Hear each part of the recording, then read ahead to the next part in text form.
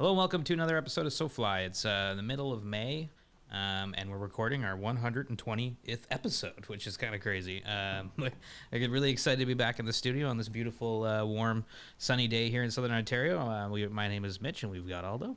Hey, everybody. We've got Yilma. Hello, everyone. We're very excited to be talking to a special guest today, all the way from Texas. We've got Alvin. Actually, Alvin, before I go, is it Dedeaux? Is that how you pronounce your last name? Man, it's correct either way, but in Texas we say Dedeaux. So Dedeaux Okay, perfect. Alvin Dedeaux. correct, but just Dedeaux. I love it. You know, Okay, perfect. Let me set that Texas, up we for don't you. always, we don't say anything right. Yeah. love So it. go ahead. It's all those French classes. Yeah, we're very excited to be talking with Alvin Dedeaux, and we've got him on the show today, all from Texas. Alvin and fishing go together like poppers and hungry bass. Ever since he can remember, fishing's been part of his life. When he was 12, he got into fly fishing, and like many of us, it turned into more than just a pastime. Alvin's passion for the fly has brought him on a fantastic journey, including becoming a premier guide in Central Texas, endorsed by brands like Buff, Yeti, Costa, Howler Bros, and Orvis. He's an incredible on-the-water, adventure-seeking content creator as well, telling stories in and around Texas fisheries and beyond, like the Seychelles, which is a super cool place we're always so excited about. He's a two-time Guide of the Year finalist, a guide with now more than 20 years of experience. He's a wealth of knowledge on Texas rivers, Central Texas, and the coast. But today he's on SoFly. Alvin, welcome to the show. Thank you so much for coming on. Hey, Mitch, thanks. That's an awesome intro, man. I Glad you dig it. Yeah. I might need to get you to write me some content, new bio or something. Yeah, you got it, man. No problem at all. I mean, you did all the work there, and that's a hell of an impressive background on you. I mean, guiding for over 20 years, content creator. Geez, man, how do you find the time for all of this? I don't know. That is the time. Time is the thing, man. I feel like I could do a lot more if there was 36 hours in a day, and I could sleep like 6 and do stuff the rest of the time. But yeah, that's the struggle, is just trying to find time to do all the stuff I want to do. I have to admit, I made a video a couple of weeks ago about maybe guiding a little bit less and doing some of this other stuff a little bit more. We got some awesome guides that work for us, and I really feel like, kind of getting to the point to where I'm not any better than anybody else in the crew. So, maybe I'll come along and take pictures and video and let somebody else row the boat or pole the boat. But yeah, time, man. Nobody has enough time nowadays, seems like. Oh, I know. No, 100%, man. It's tough. Well, we'll get into all that and your guiding and, of course, the content creation. But I guess just to kick things off, whereabouts are you calling in from today? I am in Austin, Texas, the fly fishing mecca of Austin, Texas, which is kind of a funny thing to say, but it's actually pretty true. We're really fortunate because we can guide here year round. So between the coast and the rivers and lakes in Central Texas, we don't have any off season. So that's part of the reason why I don't have any time, because I can guide 12 months out of the year, man. It's nice. Yeah, and crazy at the same time. But I would have never thought that when I first started out that Austin, Texas would be a place where a person could make a living as a fly fishing guide, but it's actually worked out pretty well. Oh, yeah. No, it's cool. I mean, like over the last few years, we've kind of gotten to know it a little bit, and it's really neat to see like what the community there. It's huge. It's incredible. Yeah. It really is. I mean, like I always tell people, the Fly Fishing Film Fest is one of those kind of ways to gauge, how many people are in the local fly fishing community. And, for years, when the film fest comes to Austin, it sells out a 1,200 seat venue.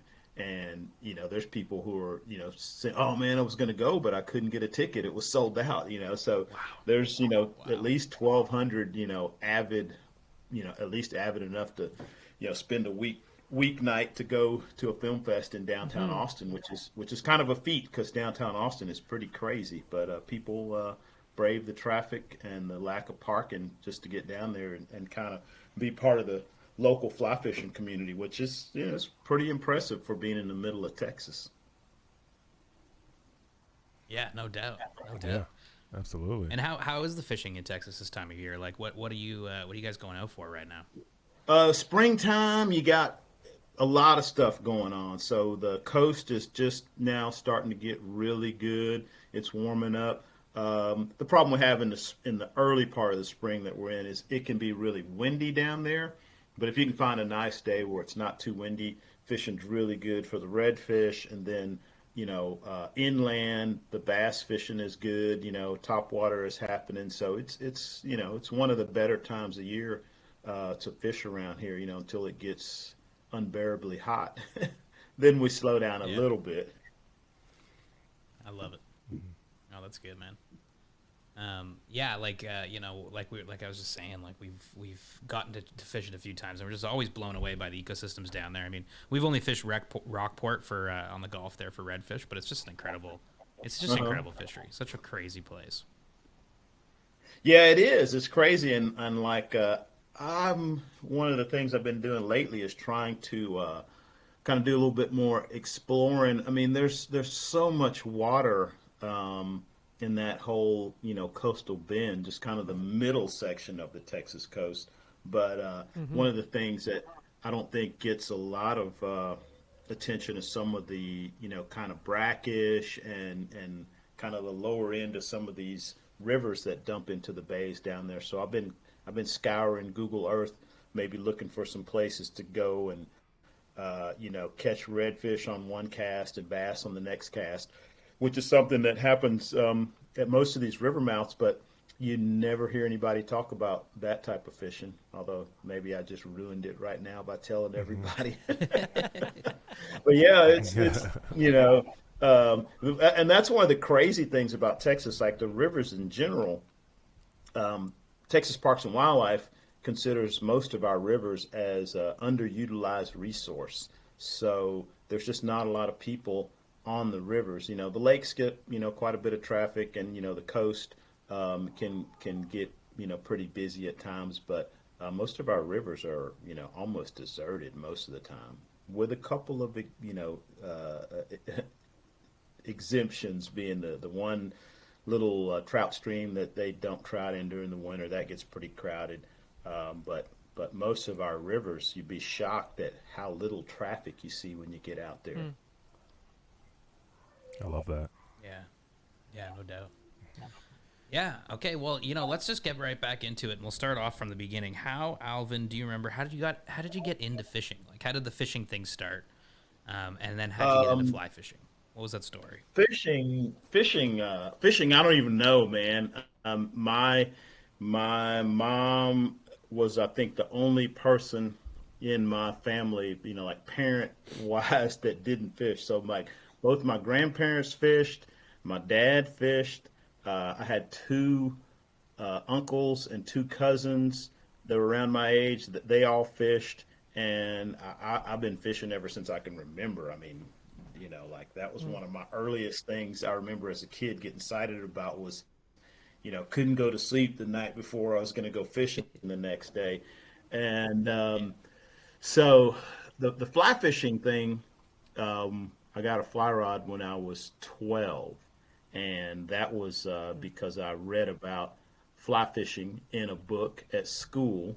There was like one chapter in this fishing book, and there was one chapter on fly fishing, and I read it, and I was like, man, that sounds pretty cool. I think I want to try that. I'd already gotten really exotic. I had a bait caster and was throwing artificial lures where, most everybody else was fishing with live bait. And so it seemed like that was like the next thing to do was just get this fly rod thing. And my Yeah. parents got me one for my 12th birthday. And, I've been at it ever since then. So, I guess that was the thing I was supposed to do in my life was be a fly fisher. Yeah. I love that. That's amazing. Hmm. It was like your calling. Yeah. Um, Besides like the whole, everybody's fishing bait and lures. I'm gonna fish this. Like, what was it about fly fishing that got you like so into it? So like jacked by it. It was totally different from anything I'd ever seen or heard Yeah. of before, and I think part of it might have been the actual making your own flies. Like I Mm. I don't ever. don't think I ever thought prior to that about making lures, but Right. I was reading about the fly fishing, and that was one of the things, are like, making your own flies. So I was like really into like building models and just making stuff, model boats and model planes and just whatever. So I had like Yeah. paint and balsa wood and all this stuff. So I just, that might have been the thing, because I remember making some pretty wild flies when I was a kid, and actually catching fish with them. So it might have been that, but I hadn't really thought about that, like, versus the other stuff. It was just something different, something new and exciting that I wanted to try, and it just stuck. So it started as like this. Oh, sorry, Aldo, were you gonna say something? Oh no, I was just curious. Like, Alvin, were you born in Austin? Like, so was this all happening in and around Austin, or a different part of No, Texas? no, I was born in Houston, so a few hours away. But well, that was one of the cool things about being in Houston. We were even closer to the coast, so I actually Right. um, I caught fish on the fly rod in the salt, um, probably, in the 70s, which is crazy because I know there was nobody else, at least where I was, that was doing it. So yeah, we would go out. My dad and his two brothers. One of them always had at least one bay boat, and we'd go out and we'd all fish conventional tackle. Catch a limit of whatever we were after, and then everybody else would go and sit on the other side of the boat, and I'd break out the fly rod and start thrashing with it. But I remember catching fish, out in the bay with the fly rod. Yeah, yeah, Oh, that's totally. awesome. I mean, I'm like going, that was a miracle. Like now, if I couldn't imagine just going out in the bay, just in the middle of just anchored up somewhere. Although, Yeah. my dad and his brothers, they knew what they were doing. We were anchored up somewhere there was fish, so that's Right. why we were there. Yeah, So yeah, I guess just putting the fly out there, eventually I was going to get one. yeah. It's awesome. So, do you remember your first fish on the fly? Was it like what kind of fish was it? It was a sunfish. I don't remember the first one because I mean I caught a ton of fish on that rod. I Yeah. mean it was I mean Yeah. I caught, yeah, it was but it was definitely a sunfish, maybe a bass, but I'm saying like 95% sure it was a sunfish because I caught a ton of sunfish on it, before I Yeah. started catching some bass, and definitely before I caught anything in the salt. Yeah. Yeah. What kind of rod was it? Do you remember like the rod? What I rod was you Yep. just used? gonna Yeah. ask that. Yep, it was a yellow eagle claw 7 weight with a Martin Eagle reel. claw. Yep, Yeah. with a Martin Oh Classic. fiberglass, of man. course, fiberglass, Yeah. Oh and yeah. with a Martin reel on it, and a Mm-hmm. level line. Yeah, it was. Yeah. Yeah. Yeah. They Oh they wow. still sell that rod though. A couple of people, Oh really? or at least they have, within the last few years, because a couple of people showed, were like going, "Hey, this sounds like that rod you said you got when I was a kid." I was like, "That's it." So at least in the last 5 or 6 years, you could still buy one. That's awesome. Alvin, are you sentimental? Do you have it? Is it bronzed Oh anywhere man, I in your broke house? it. I broke it. Yeah. It was a sad Story of day so many too. lives. I remember when I broke it. I was riding home on my bike, my 10 speed. I was riding home, from, somehow or another my rod went through the spokes of my bike. I crashed. The rod broke. It was a Man. sad day. Yeah, that's the worst. Yes, That's the So I worst. haven't that bought is the another worst one. that's happened. It's like, I mean, I could get another one, but you know, it was a good start. Oh yeah, no doubt. Okay, so it started at, fly fishing started as sort of this thing to do because it was different, and you became passionate about it. When did the guiding thing come in? Like when did the kind of passion or like hobby of fly fishing become like your life?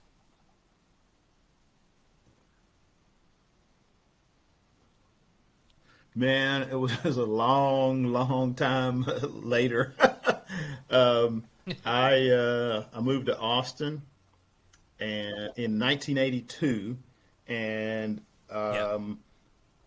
I somehow or another discovered the Austin Angler, the fly shop that was in downtown Austin. So I just started hanging Yeah. out there. I learned a ton, I mean, because there were, and it was really, I mean, I think about it, I was like, that was like a pretty good luck that I decided to come to Austin to go to UT because I thought about going to Texas A&M, which is in College Station, and there's no fly shop there, and there wasn't a fly shop. But I decided Austin, and it wasn't because of the fly shop, but I did discover the Austin Angler shortly after I got there, and so I just hung out there all the time, and through years and years of just hanging out there, I ended up working there sometime like maybe in the early 90s. And just working there, still, I hadn't really thought about guiding. There were a couple people that were guiding in Texas, Central Texas at the time, couple of guys that were guiding at the coast, but not really, for fly fishing specifically. Yeah. And we kept getting asked by clients at the shop, like, oh, any guides, local guides? And we were all fishing the rivers and stuff and the coast a ton on our own. And so we just kind of started doing a couple trips here and there. The guy that owned the shop, Larry Sunderland, he was just like, he was an awesome boss because his whole thing was he's like, I just want you guys to make as much money as you possibly can. And so he's like, y'all should guide because that's another way for you to make some more money. So we started guiding, and in July of '04, for a lot of different reasons, he decided to shut the fly shop down. Oh And no. at that point, yeah, I was like, I had a partner. We were considering buying him out and keeping the shop going. And we were crunching numbers, and it just kept coming back like, well, the only part of the business that consistently makes money is the guide service. So I was like, well, I think I know what I'm Right going to on. do. Yeah. So I took like, I don't know, a many months long fishing trip with a couple of buddies, and when I came back to Austin, I just hit the ground running. I started guiding, full time then, and so that was like maybe August of '04, and the fortunate thing was I was able, over that like 10-year period when I was at the fly shop to build up a pretty good clientele while I was still getting a paycheck. So Right. when the Yeah. when the guiding thing started happening, I already, I had a pretty extensive email list, actually a mailing list with like people's actual physical addresses, which has disappeared. But a lot of those people are still on my email list, and it just it worked out. I think those years of being at the shop and having kind of that backup was really nice. And then when I started full time, there just weren't very many people doing it, and not in Central Texas. So I was pretty easy for me to stay busy enough to make it worth my while. And then it's just kind of continued to grow, snowball, and now there's tons of people guiding Central Texas and the Texas coast. You were the pioneer. I wouldn't say the pioneer, but one of them. I was definitely pretty early in the game. There were definitely a few people that were out there before me, but there were not a whole lot. It was still kind of like, you gonna do what? Yeah. you know, Yeah. Yeah. Yeah. for a That's cool to job. be on the. It's cool to be on the front of that, though. Like that's such an interesting. Like, were you nervous at all getting into it? Like, did you have any reservations about like what you might be getting yourself into, or was it like, no, I know what I'm doing? Man, I didn't care. I was thinking about this the other day because, like, part of my background, I was before I started working at the fly shop, I was a musician. I sang in a band, and Oh, right you on. know, was able to make a living, playing original music. And even though our band wasn't a punk rock band, we all came from like the punk rock scene. So like that whole DIY, like just, well, maybe you'll never get rich and famous, but if you're having a good time every day, that's all that matters. And, if you make enough money to pay the bills, then, then go for it. And so that's kind of where I was at with it. I mean, I guess I keep breaking up there. I keep. Yeah, no worries. Sorry, it's delayed. I was just gonna ask what the band was called so I could look it up on Spotify. Oh, man, I don't even know if we're on Spotify, but the band was Bad Mother Goose and the Brothers Grimm, and it was basically just a straight up 70s style funk band. Like big band, like there was three of us singing, and guitar, bass, drums, percussion, sometimes a horn section. I mean, it was a good time. It was a party on stage. But somebody was our guitar player, who was in this punk rock band in Austin called Big Boys, which was maybe the biggest punk rock band to come out of Austin during that first kind of punk rock wave in the 80s.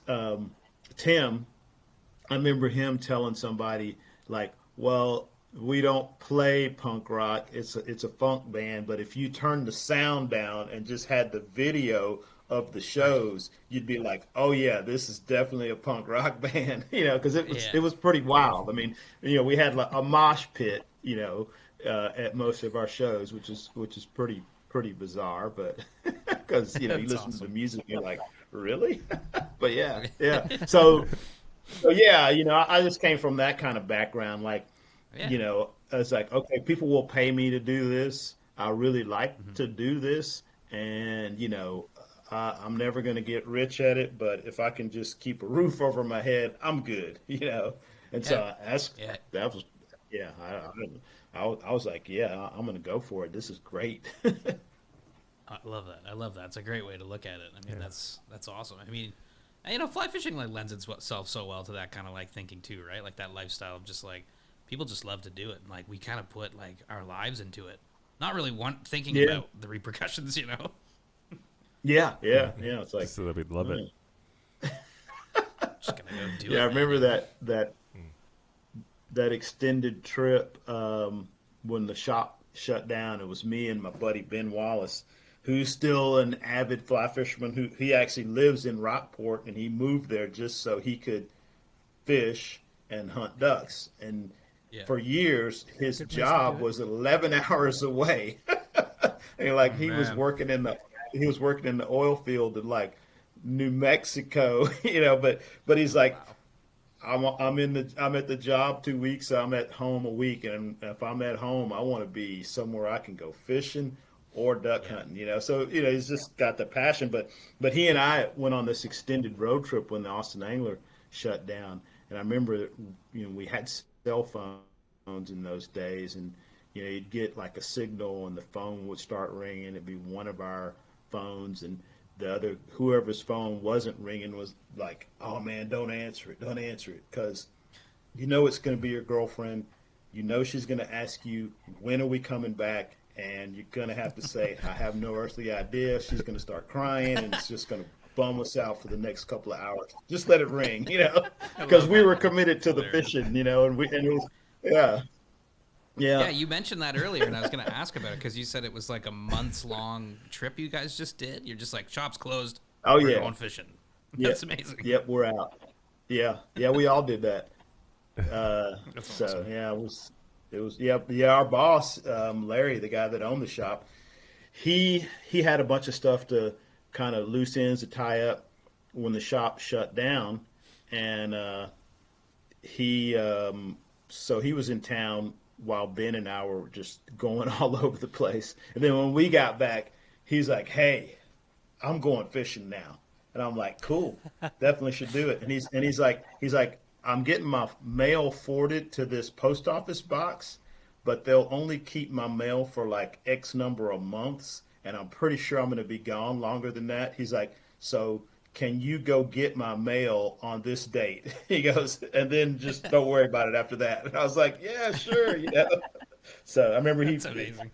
yeah, like he had gotten into Atlantic salmon fishing. So he drove Oh. from Austin up to the Gaspé Peninsula in his Amazing. truck, Oh like from my Austin, God. Texas, all the way up there.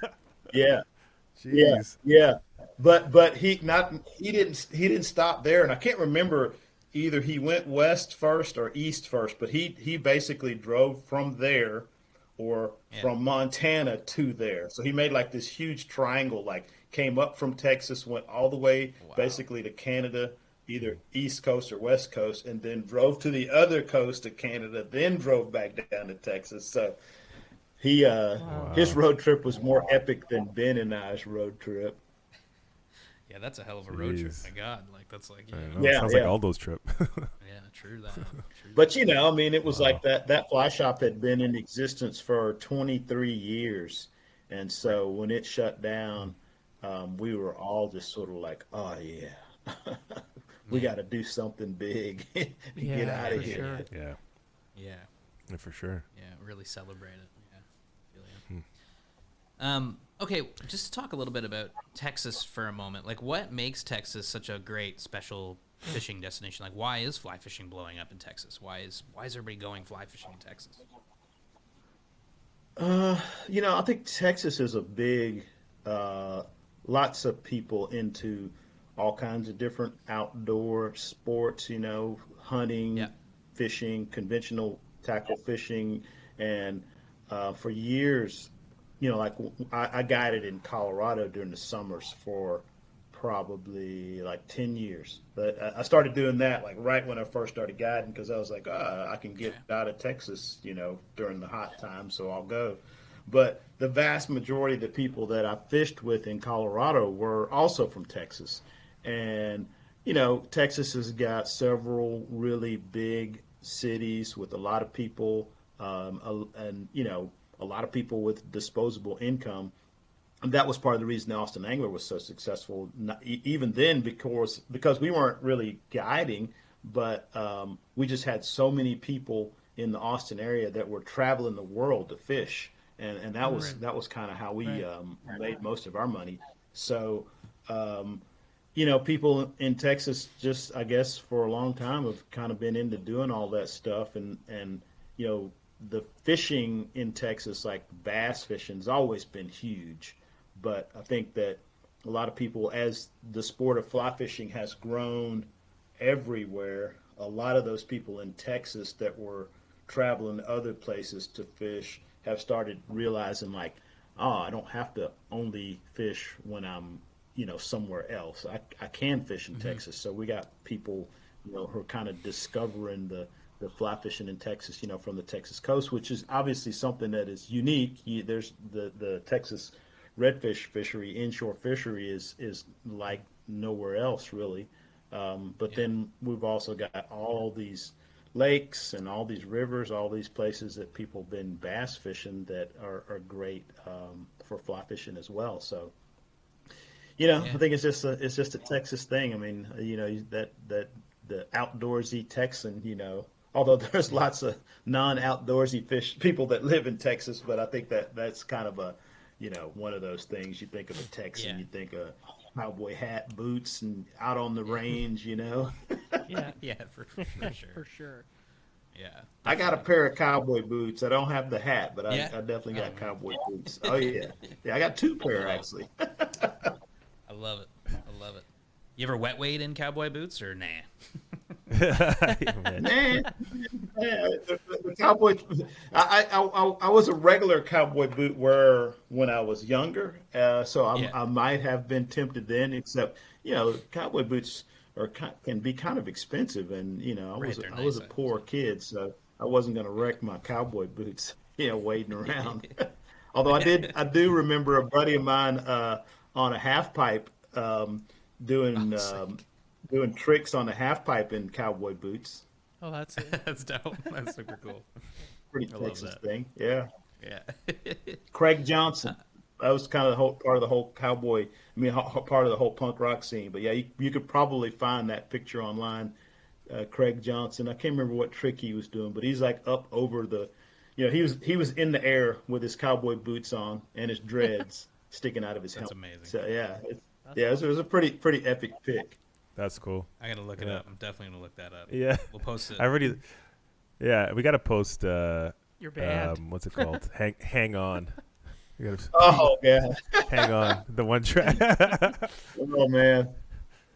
why Oh you see god. my Oh screen man. flip- Was that flipping. there was a video of that, I think. Oh, that was like from like the very very beginning. I mean, I had like dreads like this long. Yeah. Probably didn't drop any F bombs. If you go to some of the later stuff, there's lots of F bombs and you know. Yeah. This one We was got a lot 2016. So I wilder. gotta check it out after. Oh, 2016. Oh, that would have couldn't have been 2016. Well, it was probably posted in 2016 Yeah. Yeah. Love it. because I was done with that by like the early mid 90s maybe. So Yeah. anything you find from Bad Mother Goose was like I'd say 92 or earlier. Bad Mother Right on. Goose. So Right. I love Bad that. I love that. I love the name. It's such a good name. It's great. Yeah. Or our alter ego band, Bad Leather Goods. Bad. That's awesome. It's so funny. Okay, so saltwater, freshwater. Texas is an incredible fishery because you can do so many different. You can fish so much different water. Do you have a preference when it comes to angling yourself between the coast for salt and then or in the freshwater spots? Man, it kind of depends. Like, I could flip a coin if it was like really good bass fishing, top water, poppers, or a good day on the flats, sight casting. They both are equally as exciting. If everything was perfect on either one of those, I'd say maybe a little bit of an edge to the redfish. Okay, right on. Yeah, It's a for little. sure. I get you. It's a little bit. It's a little bit more visual and definitely a lot more. A lot more of a hunt, and it's definitely as far as skill level goes. It's one of the hardest things to do with a fly rod. So I have to admit, that may be my favorite. But it's like dig that. it's like you would never say like, what's your favorite kid? Like which one of your kids do you like the most? It's like they both are my kids. I love them both. I don't know, Alvin. My mother would have to differ with that. Yelma's the favorite. Well, I'm 100%. definitely. I was definitely my mother's favorite son, but that was because it was just me and 5 sisters. So There you Oh, go. there you All go. right, So, there you wow. go. So what about guiding then? Guiding, when it comes to guiding, like, do you find there's more of a reward guiding people freshwater or for reds on the coast, or is it the kind of yeah, well, I don't know. I think the saltwater, I'd say probably gets an edge on that one just because you're really working together, and you really got a lot of stuff's got to happen. As far as the guiding part goes, like the rewards are maybe more just because if the bass fishing's good and you can make a halfway decent cast and get the fly moving, you'll catch them. But if the fishing can be really good, the red fishing can be really good, and if you don't have your act together, you can still not catch them. So Right. Right. that's cool. And I fish a lot of times with the same people.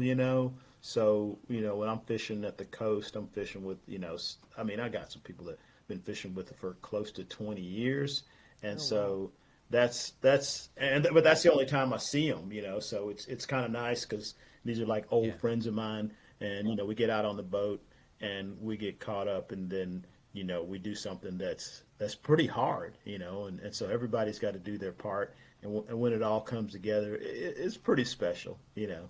But bass smashing a popper, Oh, it's best. Yeah. that never gets old. It never gets old. No, but I think what I'm hearing too is like if you haven't fished redfish on the Texas coast, like you got to go do it. I mean, we've been saying this too ever since we've Ever done it. since We're we like, went, yeah, go! It's the best thing ever. it's the best. Yeah, that's pretty awesome. That's yeah, that's you guys because that's a long way for you guys. Oh yeah, it was That's an like that's an exotic destination. oh yeah, it was for sure. It was like being on another planet. It felt like like we're not. I'm not. For me, I'm not used to like that kind of like He's- coasts. I'm not used to those like the cool islands with the really like kind of short grass and there was great birds. We saw all kinds of birds and dolphins. Dolphins. And I was like, Yeah. this is crazy. Like, Yeah. and then we were catching redfish. Like, this is insane. I remember My mind was blown. that first Yeah, I morning. know. Yeah, I it was know it's- wild. First morning was like You know, and we that's launched the boat and go out. And there's dolphins beside the boat, and Mitch and I are like, "What the fuck is going on here?" Like, I didn't think to think about like there being dolphins or whatever. This was in 2019, and I was back there this year. For me, whether we go for like a content shoot or not, I think that's an annual trip for me because it's easy to get down there from Toronto, easy enough anyway for a weekend, and after meeting Matt and hopefully maybe we get to fish together one day and. I just love it there. I think Rockport's so cool. Yeah, well, that's awesome, man. That's good to know. I mean, because it never like I never take it for granted. I mean, it's pretty awesome, and Yeah. I am well aware of how cool it is. I mean, I guided summers in the Rocky Mountains, for like 10 years, and people will ask me like, do you miss that? And I'm like, not really, because the Texas coast is pretty awesome. Central Texas, the hill country is pretty awesome, and I don't really miss the trout fishing in the mountains at all, because just we got some really really cool stuff down here. Yeah.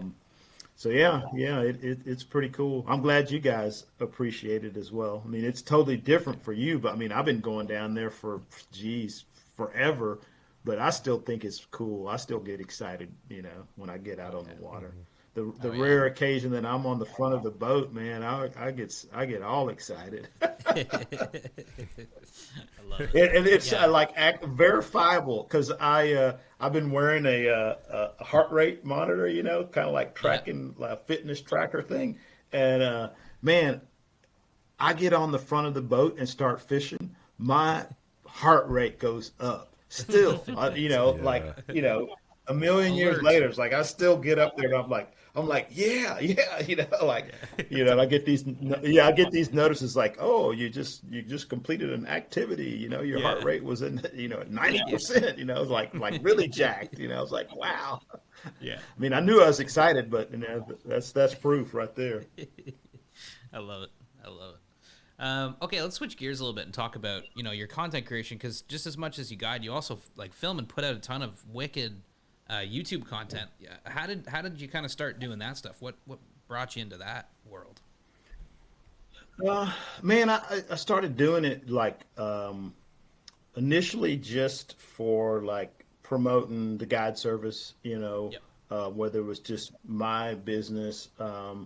I remember making videos back when I was working in Colorado during the summers, and I started putting together like a little greatest hits clip for the film fest, but I really never like took it seriously, like as like trying to be a YouTuber Yeah.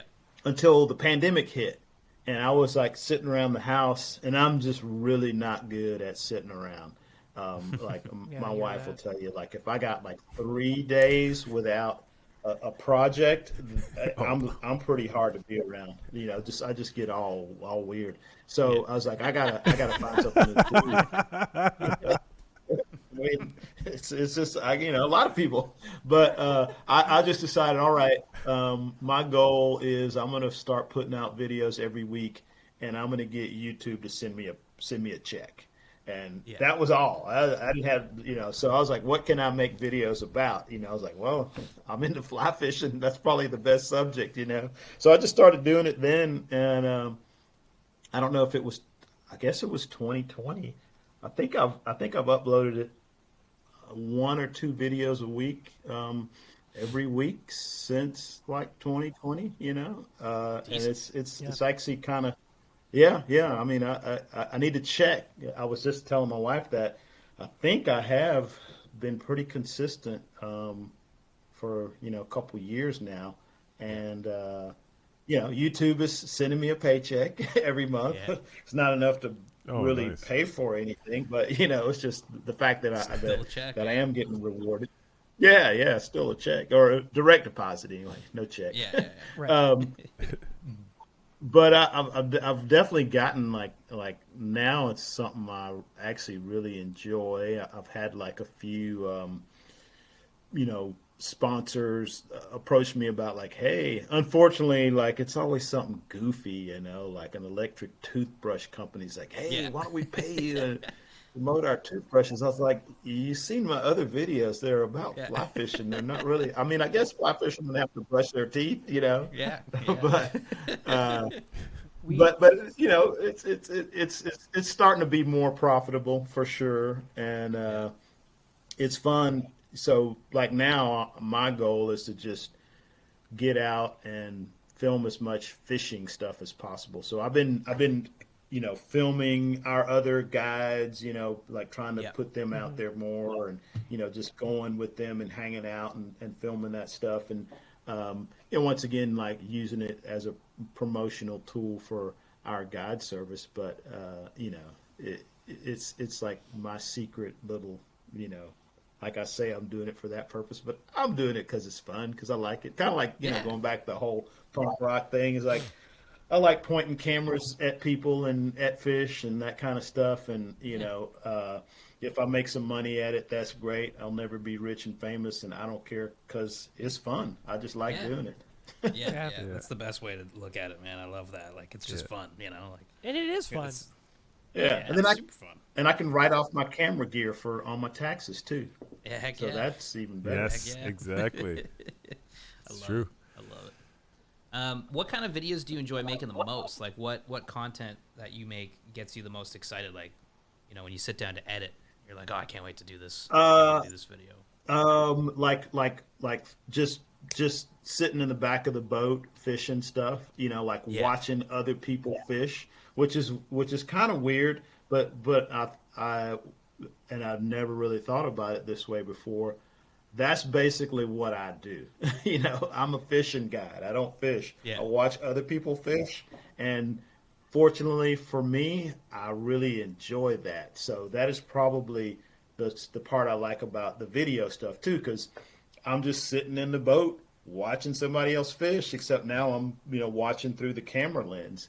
And so a good day of fishing, I of course I'm into like the visuals, bass eating poppers, or sight casting to a tail and redfish or whatever.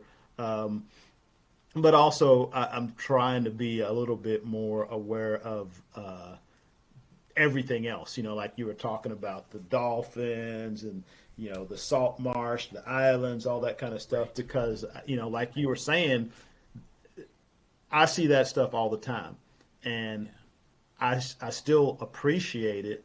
I still feel lucky to be able to be there, but sometimes I kind of forget that it's there, so Yeah. I'm like going, oh, I should do more of that too, like show some scenery every once in a while, and not just the straight up fish porn stuff. But yeah, and sometimes just like not even maybe the fishing part of it, but sometimes like the conversations that we'll have on the boat. Although a lot of times I have to delete that stuff, so I'm like, oh man, don't. Yeah. Oh, don't yeah. It put gets a that little out. crazy. Yeah, but that's kind of fun. I'll get out there with my wife or some of the other guides and just kind of be like, well, what do you think about this? Yeah. And that's always fun, Yeah. because you can get somebody to say something sometime, where they, we're like going, we're filming this, so tell me for real, make it interesting, and that's kind of cool. But I'm trying to think of some aspect of it that there's not really any aspect of it that I don't like, just I mean, I guess fishing sucks, or if it's raining, I can't pull my camera out, but But for the most part, it's I'm on a boat or I'm out wading somewhere, and there's just nothing to not like about it. Yeah, I dig it. I Yeah. dig that. I totally. Dang. Yeah. And it's like, it's kind of like you say, like, I feel like a lot of just content in general is going in the direction of, like, especially fly fishing content, like less about the fish shots, more about the whole Yeah. experience around it, and like you say, like capturing your world, because, when we see it up here, we're like, wow, that's incredible. Like, we don't, like those birds, like we've never seen that bird, like, so it's cool to see everything around a day of fishing as well, Yeah, like Yeah, I know it's kind of weird though. I've never like thought about making like a film, like something for one of the film, fly fishing film tour or something. But I know people who have, and they have had a hard time sometimes if they don't have enough fish porn, Yeah. And I think that's something that, hopefully in the future, I think part of it's kind of the the adrenaline rush thing. You get people in there, get them all excited. But I think there's a lot of really great things to see, to capture. A lot of experiences that don't have anything to do with specifically with just putting a hook in a fish and having the fish go berserk. Yeah, totally, totally. There's a lot of other cool stuff happening before and after that. Yeah, 100%. 100%. hey, so Alvin, you mentioned in the beginning that you would search Google Maps for specific waterways in Central Texas. So this isn't. I'm going back to the Yeti video that I took a look at, titled "The Devils." So did you pick that river? Did you find that on Google Maps? Is that like your sort of search? Because that seems like it's obviously it's that one is that's probably the most famous river in Texas that hardly anybody's ever fished.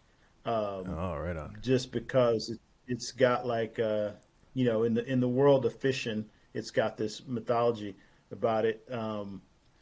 Roy and Ryan Cedars, the founder and co-founder of Yeti, that was one of their big things. I mean, like they had I think at the original Yeti store, they had a map and a little kind of info thing about the Devil's River, and they were really gung ho to make the film about the Devil's River. It's really hard to access. It's gotten easier now, as far as legal access and places to camp, but it's still really hard to Hence do. the name. If you go out there, it's pretty remote. There's nothing that's close to it.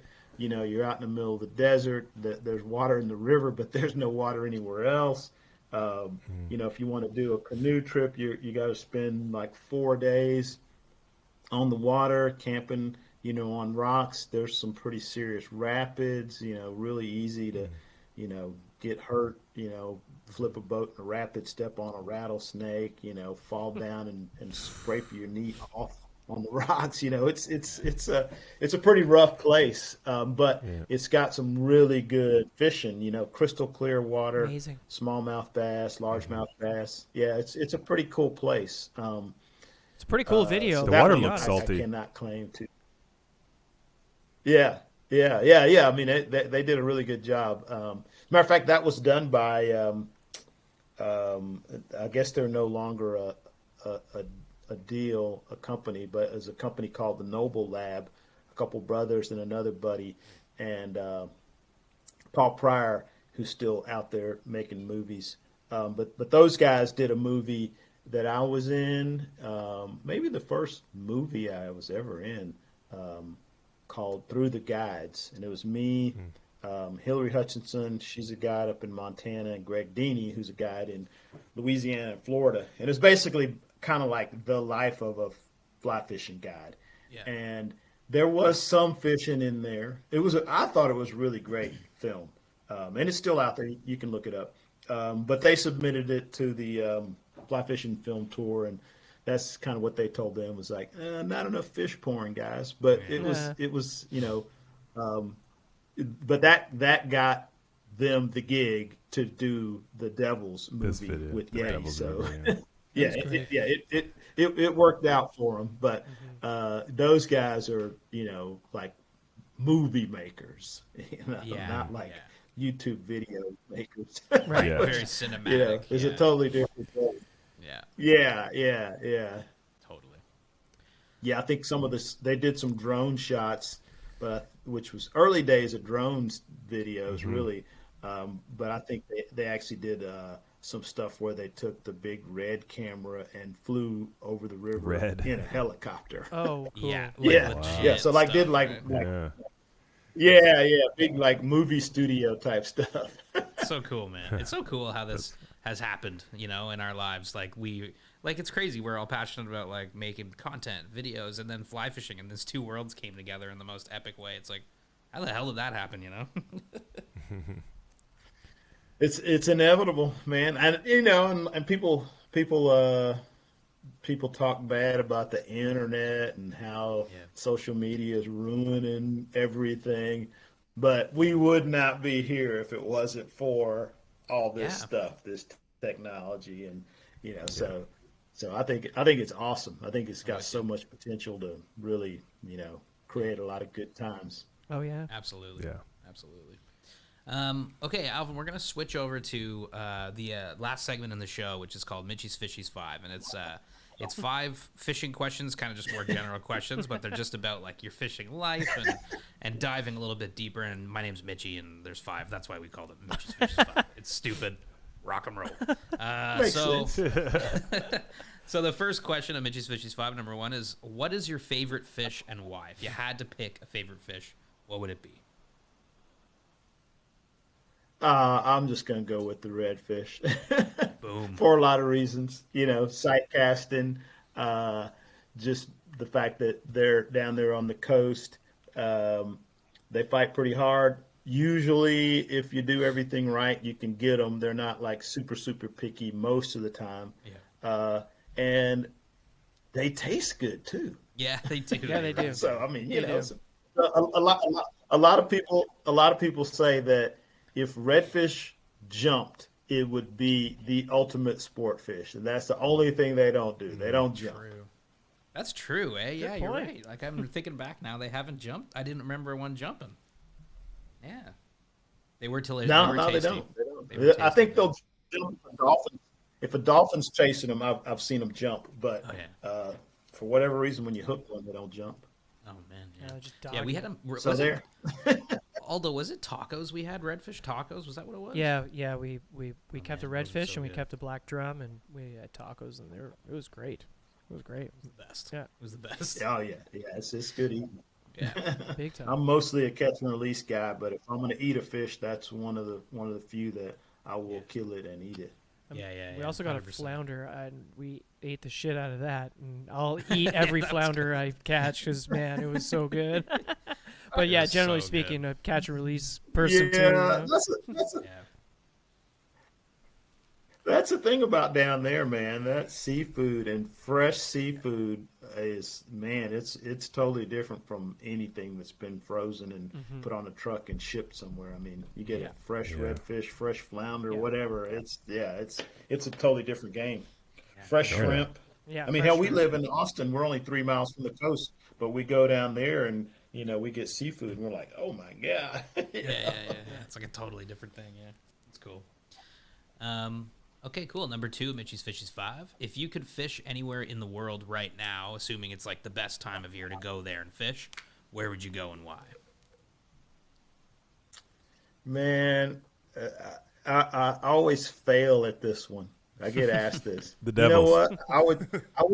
I would just go. No, I would just go to Rockport Hell yeah. and chase some redfish around. Yeah, I mean, I wish I could say something super exotic. Like I went to the Seychelles. That was cool. It was a trip of a lifetime. But I don't know. I mean, I guess if I didn't have to, if I could just magically transport, teleport to the Seychelles, maybe I'd do that. But really, I'll take a good day on the flats in Texas. I love it, man. anytime. I'm with you. I love it. I love it.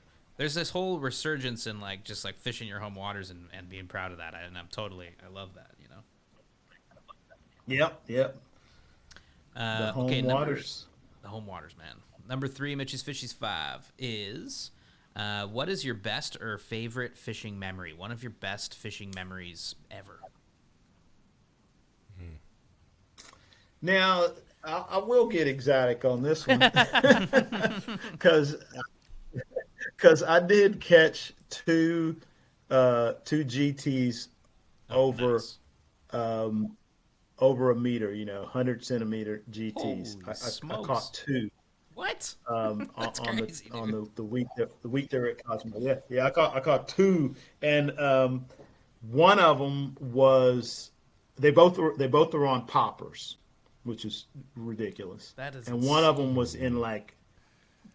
was in like knee deep water, and like sight cast to it, made what I thought was a bad cast. The guy screaming, strip, strip. I drop the tip. I start stripping, and this fish just comes at that fly like a freaking torpedo. And he was probably within 20 feet of where I was standing when he ate the popper. And just, Oh my God. giant double barrel popper on a 12 weight. So that was like, I'll never forget that. So yeah. So we go from if I could only go one place, Yeah. I go to Texas to what's my memorable Seychelles. That was pretty cool. Yeah, that's pretty cool. Like, that's a tough memory to beat. I mean, dang, man. We've all seen those videos, and everybody talks about those Yeah. fish. It's incredible. Okay, number 4 of Mitchie's Yeah, Fishes 5. that was pretty epic. Yeah, no doubt. Number 4 is, why do you fly fish now? What do you get out of fly fishing? Why do you keep going back? Man, I think it's like I'm a big fan of like uh Tim Ferriss podcast, right? So this guy Tim Ferriss, he's interviews like all these people who are like at the height of whatever they're into, athletes, you know, politicians, financiers, and one of the things he says that like almost all these people have in common is some type of daily meditation, some type of mindfulness practice, and I have sort of cultivated that habit over the years. But what I have realized, maybe not recently, but I mean, it's always kind of been in the back of my mind, is that the fly fishing is my thing. So like Yeah. when I'm out there fishing, whether I'm fishing, when I'm guiding, it's a little bit different because I'm really kind of focused on a task, helping somebody else catch a fish. But for me personally, when I fish, I've kind of gotten to this point to where it's like I don't even really care so much if I catch a fish or not. Just being out there and doing it, for me, actually doing it, like fishing and not guiding, is the super meditative time of my life. So like if I'm on the front of a boat and I'm looking for a fish, I'm casting, whatever, I'm in the zone. And that's when like I come up with new ideas for stuff, and that's like my meditation. Like that's like the most creative thing I can do is be fishing, and that's because that's when I get a lot of these ideas for things that I want to do. So it's like my meditation. It's like the thing that grounds me, So Yeah. Yeah. and Absolutely. I can't believe I was just kind of lucked into it as a kid, and now here I am. But Yeah. yeah, it's my thing. Fly fishing's got a funny way of doing that to people, just kind of like hooking us and like, oh, that's your life now, Yep. So weird. Yeah, I mean, my whole life. I mean, it's just like everything. I mean, my wife and I work in the business. We fish, we guide when we're not guiding or trying to take somebody else fishing. We go somewhere on a vacation and go fishing. Yeah. So it's crazy, but yeah, it's our thing. I love it. Okay, number 5 of the Mitchie's Fishies 5, and I'm super stoked to hear your answer for this one, is what fly pattern represents you best and why? If you were a fly, what would you be?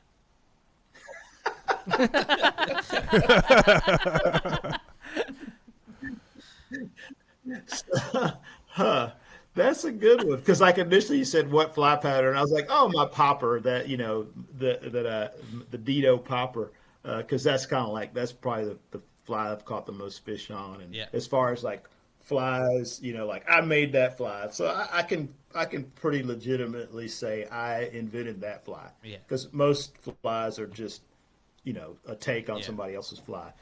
But I wouldn't call myself a popper. So I'm like, if I was a fly, Yeah. if I was a fly, I would probably want to be a clouser minnow, Nice. just because a clouser can do anything, man. A clouser can catch any fish that swims, and a clouser can, you can have a lightly weighted clouser that you can fish in super skinny water for redfish or bonefish or any other, inshore type of fish. You could, make it for trout. You can catch bass with it. I'm sure if you tied it big enough, you could probably catch, tuna, marlin, whatever. So I'm gonna go with the clouser just because, I like to. I like to think that I'm a versatile guy and that I can do all kinds of stuff and I'm unlimited. So, yeah. I feel like that's a clouser. That's wicked, man. I love that answer. That's so good. Yeah. And check this out. I fished with Bob Clouser once Oh, wow. years ago. He gave me a clouser that he tied, and I still have it.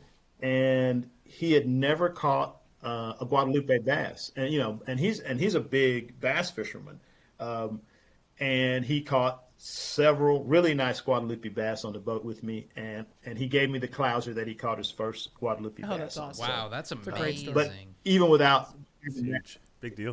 even without that happening, I would still say I'd be a clouser. Yeah, I love that. That's just great, a little icing on the cake. I love that. That's awesome, man. That's a great answer. Awesome. No, those are great answers, man. And Alvin, it's been it's been amazing getting to chat today and actually get to meet and just step into your world a little bit and hear about your fishing life. Thank you so much for doing this. Hey man, thanks for inviting me on. These things are fun. I'm sort of I was just telling my wife earlier today. I'm sort of an introvert, which is weird for somebody. I used to get up on stage in front of 1,000, 1,200 people and go berserk. And I'm out with people every day, but I feel like these things are nice because I can. I can share, the intimate details of my life and not feel so weird about it. So, thanks for pulling some of those answers out of me because I had never thought about what fly I would be. See, that's the thing you can bank on, man. We'll always be weirder. We'll always be weirder. Yeah. No, that's awesome. Alvin, this is like shameless plug time. If people want to book you as a guide, if people want to see your content, where can people find you? How can people find you? Man, if you look up Alvin Dedeaux, ALVIN DEDEAUX, I will pop up. I'm all over the internet. Alvin Dedeaux fly fishing on Instagram, YouTube, Facebook, and then our guide service is all water guides, and that's because we guide freshwater, we guide saltwater, we guide trout, bass, redfish, you name it. So either Alvin Dedeaux or all water guides, and you'll find me. I'm out there. I'm trying to spread it as far and as wide as I can. It's working, man. It's definitely working. Keep going. But yeah, everybody listen and check out his content. And if you can get out on the water with him and go fishing, definitely do that. But Alvin, man, yeah, thank you so much again for coming on. It's been a pleasure. Yeah, it's like meeting a celebrity. Thank you guys for having me. For sure, man. Well, Well, it's I don't true. Feel very celebrity, but whatever. No, but it's true. I'm sitting out here in a hot garage. I've seen your stuff pop up even before, I even started fly fishing, just pop up. So, yeah. Yeah, totally. Oh, cool. Well, it's working. Yeah, I'm definitely enjoying the whole thing. I don't know if you know the guys. what is it? The Short Bus Diaries, Yep. Wildfly. I'm trying to remember. I think it's Wildfly Productions. Yeah, they're coming down here. I think we're going to do a little stuff Nice. together this awesome. fall. Oh, that's gonna be great.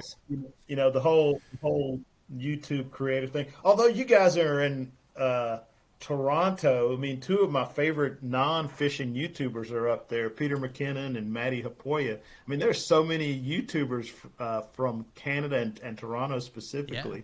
That's kind of weird. Oh yeah, man, Toronto's Y'all are in popping Creator off. Central. Oh yeah. I'm looking forward to that Wildfly collab though. There's That's a few- awesome. Yeah. Yeah. We're gonna try to do some river fishing, and we may. I'm trying to figure out some kind of way, like maybe we'll fish the river and like work our way all the way down river to the salt and catch some redfish, because the Colorado River, which is our main fishery, like right through Austin, flows into Matagorda Bay, which is just like up the coast a little ways from Rockport, where you guys were. Oh, yeah. At great redfish. And so may see if we can do some kind of like start off on the bass and just start rolling south and end up in the salt. Boom. Amazing. Well, We'll see. We're still working on it. everybody keep an eye out for that. And yeah, Alvin, thanks again, man. Yeah. Hey, thanks. Whenever you guys